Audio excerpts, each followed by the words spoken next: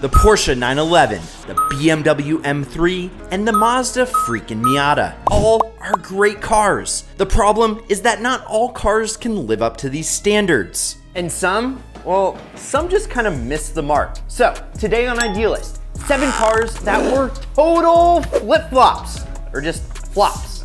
Let's go. And real quick, there's nothing like a little Huracan Performante V10 in the morning.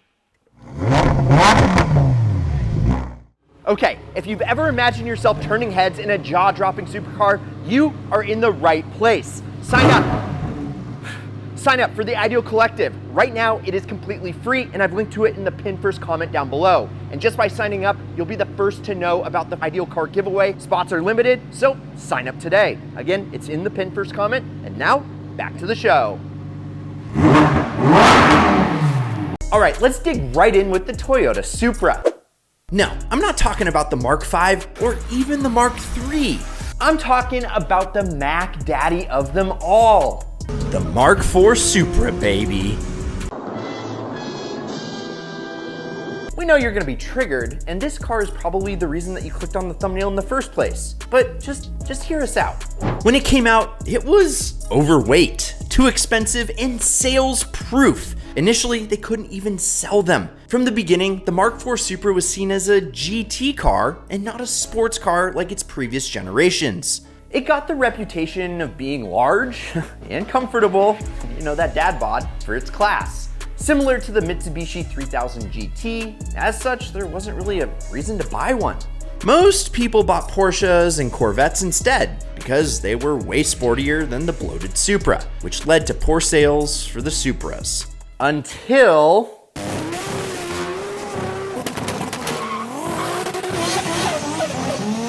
Of course, tuners discovered cast iron blocks were in the Supra, and that made it pretty much a tuner car hero.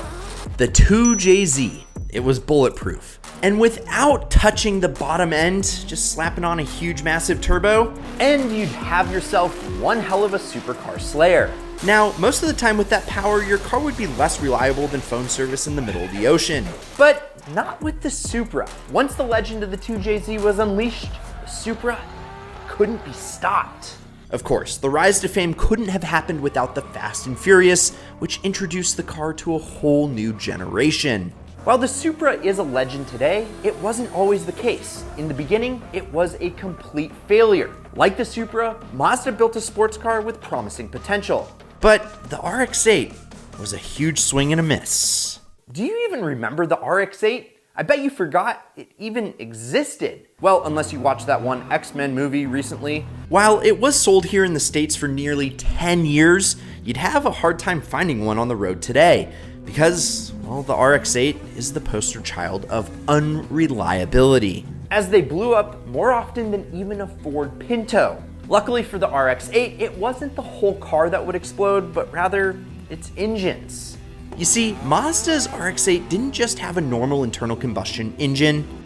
Oh no! Mazda and its engineers threw together a trick-Wankel rotary engine, powered by fast-spinning Doritos instead of pistons. The problem was that unlike the previous generations of rotary, the RX-8's Renesis design would wear out prematurely and, well, grenade. And it got so bad that Mazda had to build an additional factory just to reproduce more of these motors because they kept blowing up. While we wish the RX-8 wouldn't blow up, the Mitsubishi i-MiEV EV might be a different story. For starters, just look at it. It is ugly. Part golf cart, part buggy. Some wouldn't even think it's street legal. But for a base price of just under $30,000 in 2012, customers had high hopes for the i-MiEV EV. The results weren't all that impressive. It came with a measly 62 miles of range, which gave everyone and your mom range anxiety, even on the shortest of trips. You couldn't even take it to the store because you could barely fit anything in the trunk, and if you were buying it for short trips, just to run around town, you'd still be disappointed because it lacked any sort of excitement and the interior was made exclusively of hard touch plastics. The only reason people bought these things back in 2012 were the hope that the EV train would come on early. But little did they know that GM had beat them to the punch with a car that they called the EV1 all the way back in 1996. Residents of Arizona and California were some of the luckiest people ever back in the late 90s. And you might be asking, why? Well, because they were able to lease one of GM's most special projects ever. The EV1. GM introduced the world to the future and offered people the ability to own their very own piece of it. The EV1 offered people an EV that didn't suck. Well, at least it just sucked electricity. It had usable range with surprising performance. So why is it so bad? For starters, it was way ahead of its time, which sounds like a good thing. But there wasn't much infrastructure to support EVs. It was also ungodly expensive for GM to produce. Leases for EV1s were going for Mercedes money, and GM still managed to lose more than $700 million with the EV1 program. So, in 2003, GM pulled the plug, pun intended. But instead of letting these cars continue on the road with their owners, GM ended customer leases and crushed nearly every single one of them. The EV1 was a look into the electric future that didn't go as planned for GM. But without the EV1 electric cars, well, they wouldn't be the same as they are today.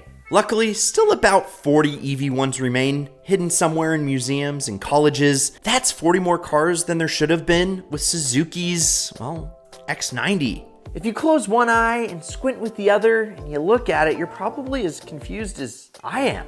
Suzuki took a normal SUV and made it less normal. Maybe it's an SUV on a diet or a lifted Miata. All I know is that the X90 is weird, like weirder than your boy. The X90 is about as confused as I am, but the result is a two-door, two-seat T-top SUV. Yeah, I'm talking about a niche market. You might think that Suzuki was making a sporty coupe with the front engine rear drive architecture, but then you take a look at it and find out that it was offered with four-wheel drive? Nothing, and I mean nothing, screams sportiness about the X90. The 95 horsepower couldn't get the job done, and the handling characteristics are even worse than its lackluster power. But when you come to realize that it was the replacement for the cool but frankly terrible Samurai, which is a vehicle bad enough to also land itself on this list, the X90 might not look bad, but Suzuki killed it off shortly after the X90s landed in the US. Truly because no one wanted a weird dieted SUV thing, if you can even call it that. While the X90 botched its styling, the Alfa Romeo 4C is completely the opposite. It is just a shame that they spent all their time designing the car and nothing else. It's beautiful. Sculpted around a carbon fiber chassis, it's essentially a mini supercar, and Alfa knew it. So they stuffed in a powerful four-cylinder which punches way above its weight class. So who's to say it's not a supercar? Well, it all comes down to driving experience. It's harsh, which wouldn't land itself on this list if it wasn't for its steering too. Okay, on anything less than marble smooth flooring, the steering is so corrupted that you feel like you're walking a pack of sniffer dogs through a network of cracked ends. Bumps upset it. Ruts in the road are like magnets and you find yourself physically backing out of the power. Okay, we get it. But you're gonna buy a 4C, do you really care about any of these problems? Probably not. But wouldn't you rather go buy a Lotus or Porsche instead? They're more reliable, more practical, and they both offer manual transmissions. The Alfa 4C doesn't even offer a manual transmission, but they do have manual steering. Sure, it's exciting and damn good looking, just like your boy, but most people just went out and spent their money on the logical choices like a Porsche or even a Lotus. Only Alfa could make a car as good as it looked. Well, the Pontiac Aztek had the opposite problem. Well, and it had a lot of problems. It takes the underpinnings from normal GM cars with an atrocious body slapped right onto it.